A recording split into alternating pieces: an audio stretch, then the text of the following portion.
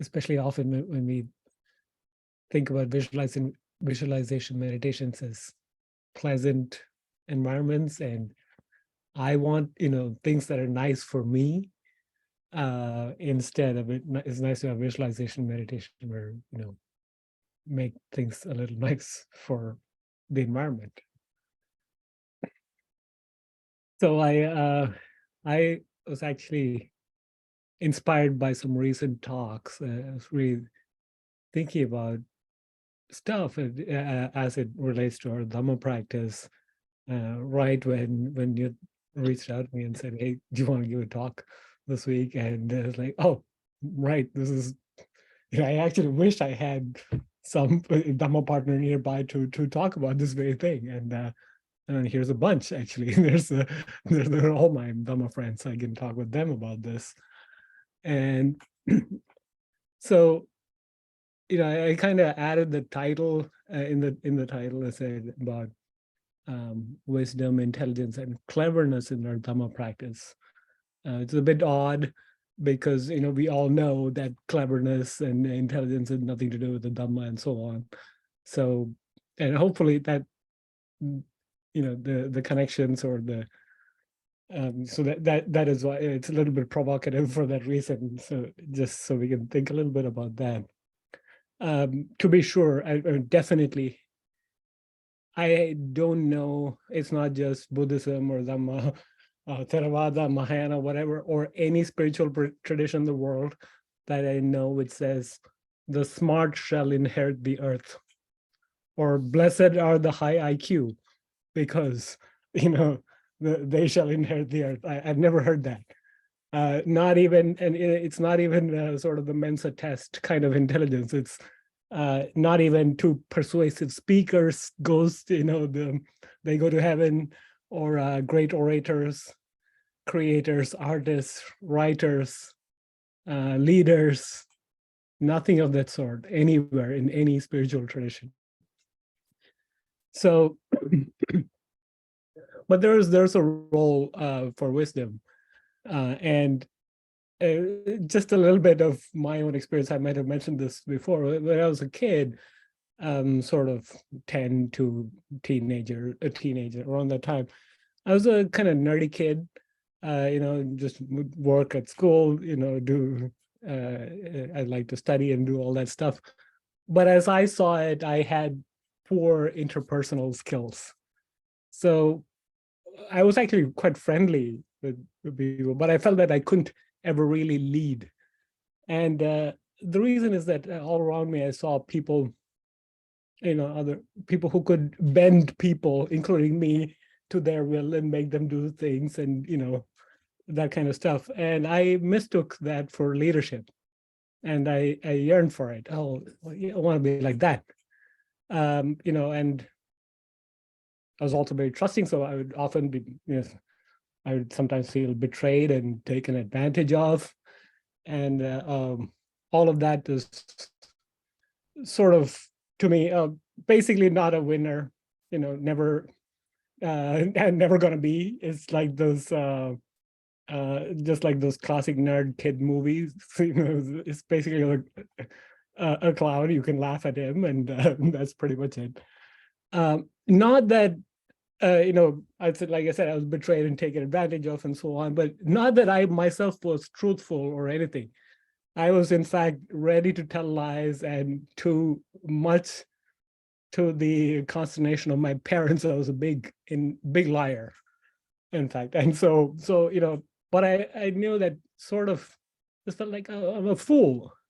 And furthermore, being sort of immoral in some way or the other was not going to help the situation, right? I look around and I felt like, so it's just kind of lacking in ruthlessness in a way, sort of like all the great people you can see and admire as a kid, like sports people or some other, they really have the sort of the drive, and that was basically kind of totally not there. So, I knew that the answer is not to be immoral. That's not, it's just like you're a loser and immoral. That's it. It's not like that's not going to change anything extra for you now. But what I'm trying to say is that at a very, very young age, it was very clear that book intelligence is not wisdom. So it's not like that's not a fact lost on me at any point in life, right? That was very clear. That's so. But what I did think of as wise in some ways was what we call worldly wise. And actually, as I came to realize over time, that is not wisdom either. In a sense that, wisdom comes in a whole lot of different flavors. And there are some that are beneficial and some that are not, and some that are kind of irrelevant to our practice. And what we think of as worldly wise is not really, it's not really at all what the Buddha means. So in a way, we already know intelligence, like your Mensa IQ, is not going to help you progress on the path, but neither is worldly wisdom. You can be kind of a fool in some very worldly ways, but still be progressing very well on the path. So you might have heard more broadly at other places, in Dhamma talks and so on, but I'll just remind us all that wisdom is the start and end of the path. It's both the beginning and the end. How is it the beginning? Because you might have heard about Sila, Samadhi, Panya, which is the Eightfold Path starts with right view and the right thought, which is wisdom. How is that the end of the path? Because what is full liberation? Full liberation is the understanding of the Four Noble Truths. That is wisdom. So it's one and the same. It's not like you understand the Four Noble Truths and you become liberated. That is liberation. Understanding the Four Noble Truths is liberation. So wisdom is really the beginning and the end of the path. But the topic I wanted to talk about a little bit, and this has been bouncing around my head a little bit, is wisdom on the path.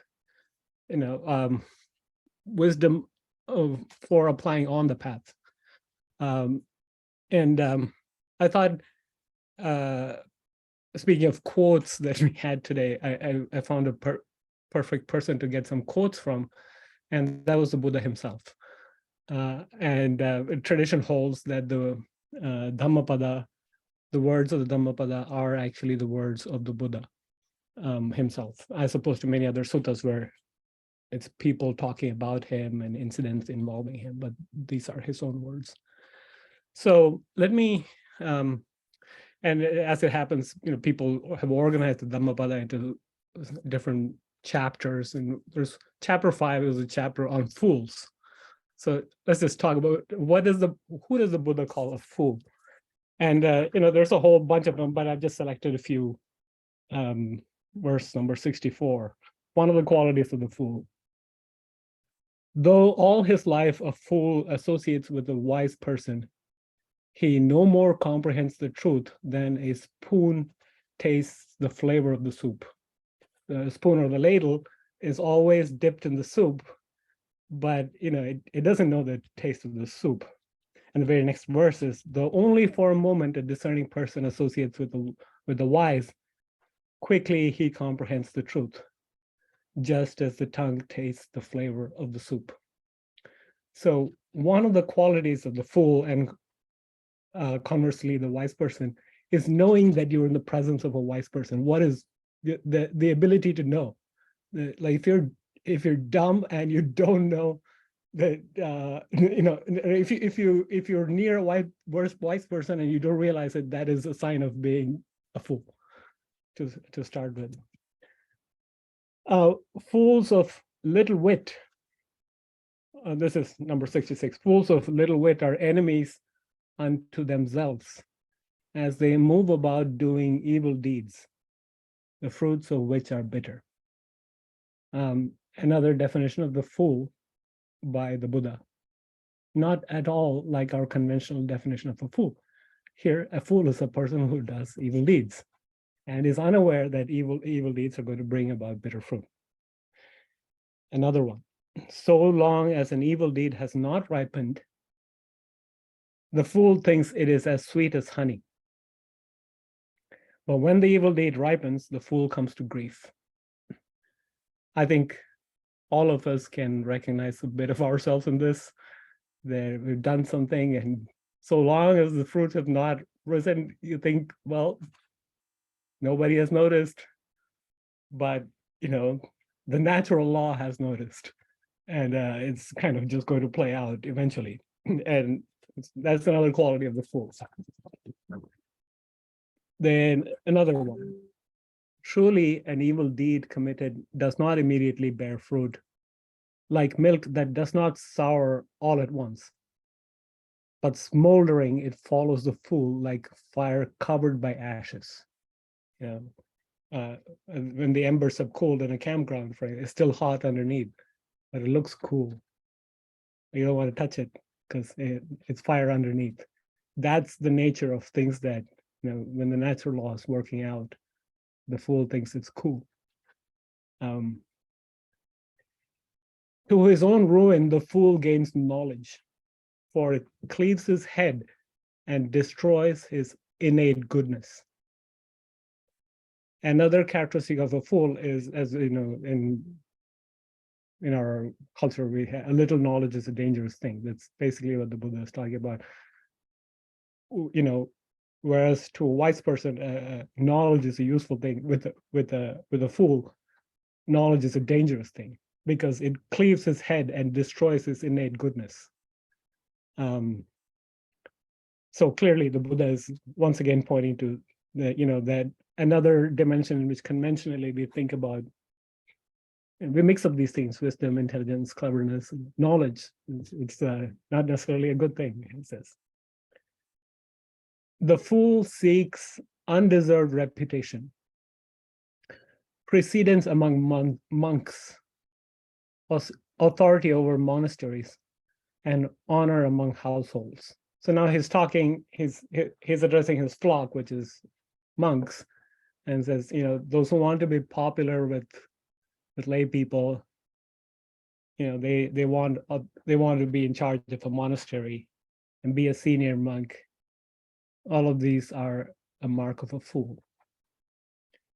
And the final thing about the fool is, let both laymen and monks think that it was done by me. So that's thinking by the. So I want people to know I'm the one who did it. In every work, great or small, let them follow me. Such is the ambition of the fool. Thus his desire and pride increase. So these are some, selection of the Buddha's own descriptions of a fool. Now, clearly, the fool is not a fool at doing math or writing essays, not a fool at running a business, not a fool at making or keeping money, not a fool at winning friends, not a fool in love, not a fool at winning elections. In fact, if you want to be an abbot of a monastery, that's like, he already pointed that out. You're a fool for wanting that. Rather, it's clear from the things that I just read out that the fool is one who fails at ethics. But all the other types of fool I just described are so common. We in our language, in our conventional language, we hear fool in love, fool at keeping money. Money doesn't stay with me at all. Fool at running a business. Never once does the Buddha point to any of these as a fool. Rather, so fails at ethics and wastes time instead of practicing.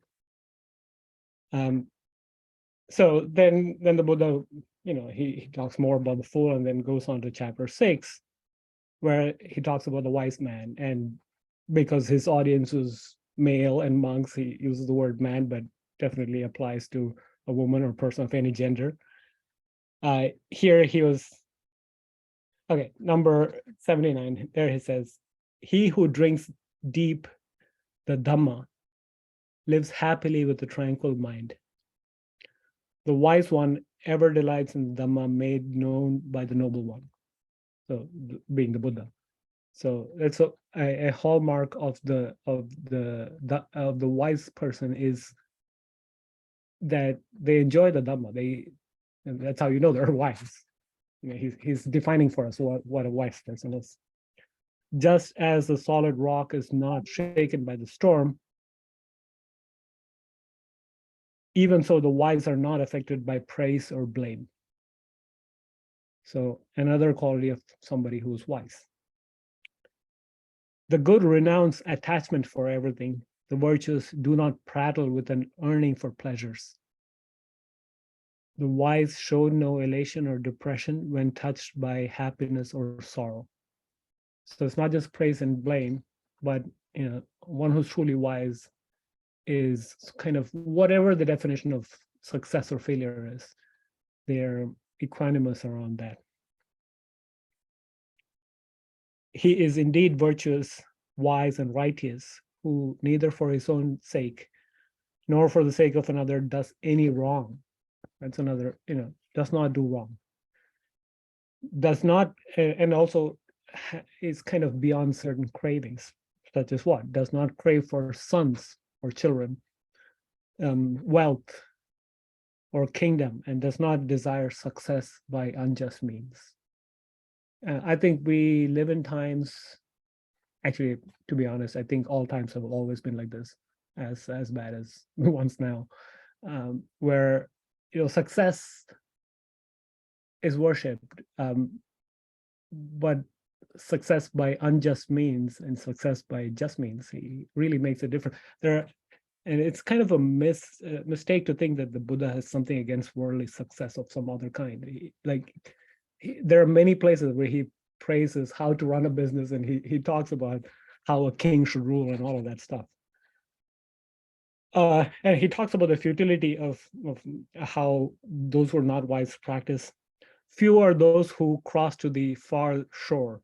So he often talks about the Dhamma practice as crossing to the other shore. The rest, the majority, only run up and down the near bank. They never make it across. They're running up and down, and they're like, I'm making progress here. They're not. But those who act according to the perfectly taught Dhamma will cross the realm of death, so difficult to cross. So sort of the final thing around this is, and I won't read the full quote, but giving up sense pleasures with no attachment, let the wise one cleanse himself of defilements of the mind. So the wise one that's the main sort of business of the wise one, working on their own mind. And in the process, they kind of try to follow ethics and all of that stuff, but they've not lost sight of what their business is. And now this is sort of in the middle of the Dhammapada, but I'll just go back to the very beginning, where's the parts about pairs. The first chapter is about pairs. The Buddha talks this one, and then its opposite, and so on.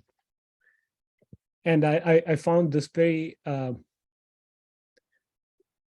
what's the word? Inspiring,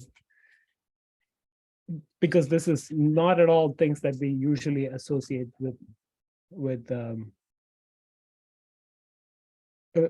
truth of what he says here. He says, he abused me, he attacked me, he defeated me, he robbed me. So he's describing some thoughts. If you think, he abused me, he attacked me, he defeated me, he robbed me. Those who harbor such thoughts, in them hatred never ends. It's not, hatred is not, distinguishing it from conventional terms where you think hatred is something, I want to do something to that person. The Buddha is talking about a subtler thing. It's not like I want to do something, but he did that to me. Just thinking that part, it says, then. And the fourth verse is, he abused me, he attacked me, he defeated me, and he robbed me. Those who do not harbor such thoughts, in them hatred ends.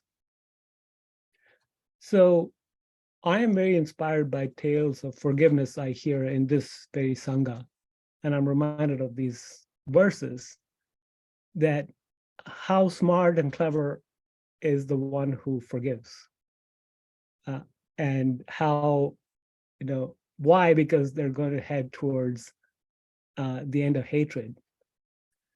Uh, and finally, a really, really famous verse that follows after this 3 and 4 is verse number 5, which I've been seeing on lawn signs here a lot around my home, because the Reverend Martin Luther King also said the same thing.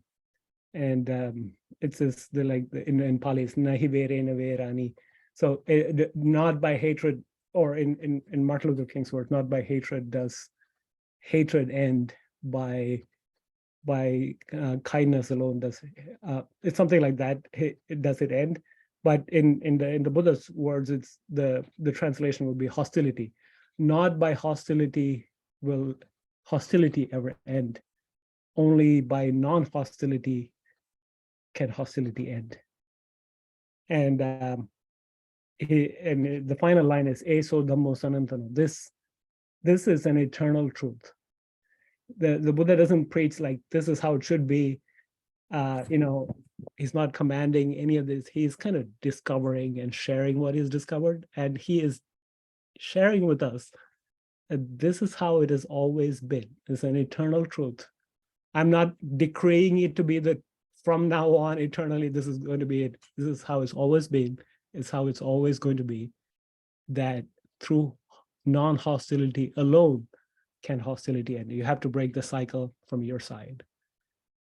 Really a sign of a person who has wisdom in these dimensions. And as we saw earlier, you can be a fool in every sort of worldly way, but if you have the wisdom to act on some of these things, like know how to break the cycle of hostility, you're sort of a winner in the Dhamma, right? You're doing fantastically there. So, when we read all these descriptions of the wise, that's all good, but, you may think liberation is not exactly something I want to be pursuing in a hurry right now. I'll save that for afterwards, like retirement or the afterlife. Maybe that's the ultimate procrastination is, now that we're Buddhists, we can, I'll pursue that in the afterlife. I'll have some pizza or something now, have a fun time right now. And then I'll think about it. But I want to pursue these things, these other things, because that's what makes me happy. But I think the point missed there is, but that's what liberation is. It's happiness. That's the very thing that is missed in that kind of procrastination. You're not going to find an unhappy liberated person. Anybody, please raise your hand if you've heard of an unhappy liberated person. So that is, so really it is happiness. That's what the whole goal of the practice is that. And it's wrong to think of liberation as something dry and no fun. It's also not right to think of it as binary. It's not like you're unliberated and just running around and then, or flash, you're liberated. There is progress, and it is called the gradual path. It is the graduated path. There is such a thing as partial liberation. In fact, the Buddha talks about the 4 kinds of beings, based on the level of liberation you achieve. One of them is, like, you might have heard of the stream winner. The first one is, like, for them, if a normal person has the ocean's worth of suffering, for the stream winner, there's only a spoonful left. They still have suffering, but so there's always more happiness and less suffering to be had, and so there is partial liberation, and every step leads us towards happiness if we are wise on the way. So, coming back to the title, and we have a worthy goal, and if you're smart, you make that choice, and you don't have to be smart in any of the other ways in order to make that choice. But what's the role of the mind and thinking and cleverness? I just wanted to know that the Buddha did not expect us to be brainless like a scarecrow at all. This is something of a common error in the thinking about meditation or Dhamma practice as somehow wanting to be free of thoughts. We have a thinking faculty, and our thinking faculty, our intelligence is what sets us apart from other animals. And we need the thinking faculty and our intelligence even to understand the teaching and to analyze it and to compare it with our experiences in our life. So this intelligence in the sort of regular IQ sense is a useful thing. It's not to be discarded. Everybody has it to whatever degree, but to whatever degree we can muster it, it's a useful thing for us to use. We also need all the cleverness and skill we can muster in order to practice. And the reason for this cleverness and skill, the need for that is that the practice itself is something that needs to be worked on. And I'll sort of explain that. You can think of somebody who likes to bike around, like have a bicycle, and they like to tinker with their bicycle, and they'll put out a new wheel on that, and then they'll try it out. It's not so good, and they'll adjust the brakes. They come back home. Yeah, I love this thing. This is carrying me far, but I'll adjust the lights on this thing or brakes and do something else, and they're working on it. They'll mount it at their home, and they'll work on it some more. The practice is a little bit like that, because you can't be like, I'm going to read all the books or hear everything, all the Dhamma talks about practice, and I'm just going to sit down and then just practice straight to. And the Buddha did sit down once like that, but that was after 6 years of practice. Remember that he did sit down once. I'm just not going to get up until I'm liberated. But he didn't just start just like that. So there's this tinkering. This is not quite working. Oh, this is working.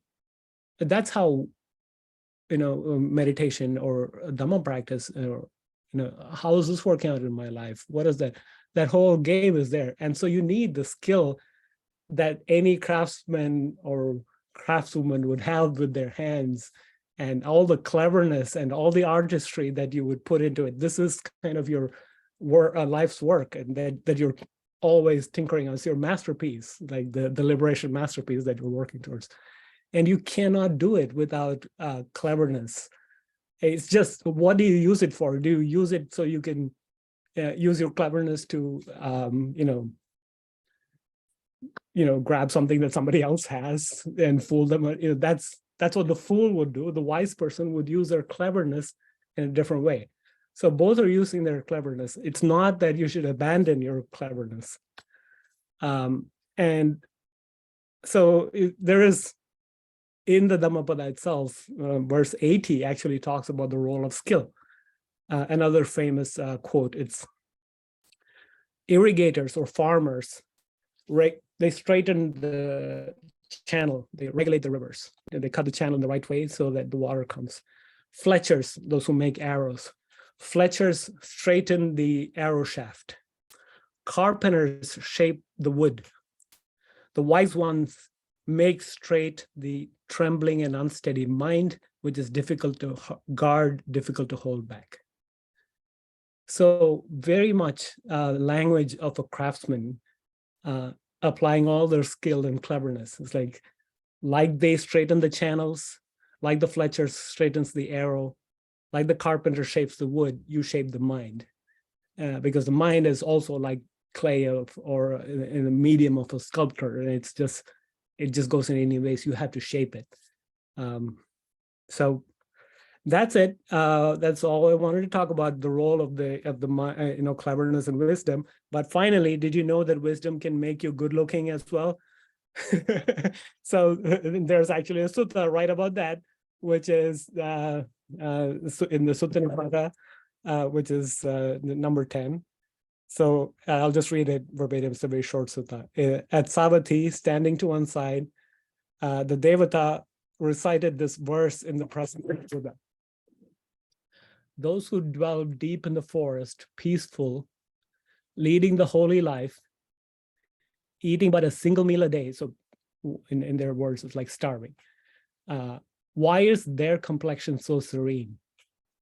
Why are they, why is their complexion so nice? And the Blessed One says, they do not sorrow over the past, nor do they hanker for the future. They maintain themselves with what is present. Hence, their complexion is so serene. Through hankering for the future, through sorrowing for the past, fools dry up and wither away like a green reed cut down. So imagine reeds being cut down, fresh, tender reeds, like in a few days, they wither away. Why? Because they're hankering for the future, sorrowing over the past. So that was it. So we started with the fool and ended with the fool. I think we're good.